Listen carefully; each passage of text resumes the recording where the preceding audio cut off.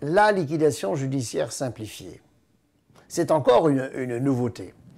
Et c'est assez révélateur de constater que dans le même temps où on faisait de l'anticipation pour la sauvegarde, on se disait dans le même temps, et on s'est dit, et on l'a appliqué, qu'il faudrait faire une liquidation rapide.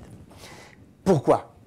Parce que si non seulement l'entreprise est en cessation des paiements, si elle est dans une situation irrémédiablement compromise, au mieux, on peut peut-être céder quelques-uns de ses actifs qui permettront de mieux désintéresser les créanciers. Mais l'entreprise en tant que telle va disparaître.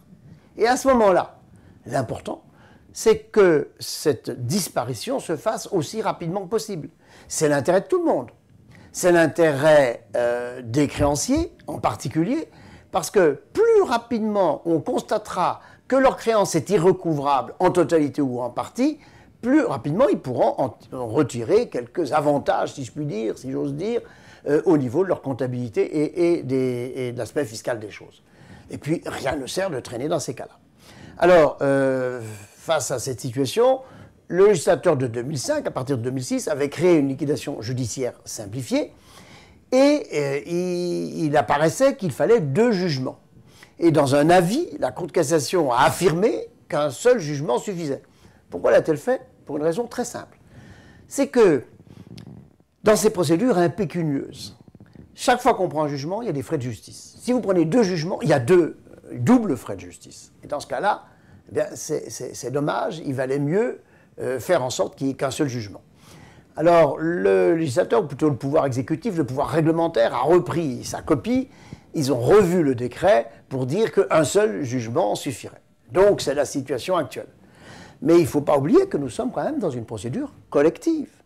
Et que c'est le tribunal qui impose la liquidation judiciaire simplifiée, non pas dans l'intérêt du débiteur, mais dans l'intérêt de ses créanciers et de toutes les parties à l'opération. C'est le caractère collectif de la procédure qui est en cause. Et dès lors, il est normal qu'on soit en mesure d'imposer à un commerçant dont la situation est irrémédiablement compromise, une situation de liquidation rapide, efficace, et puis qu'on passe à autre chose.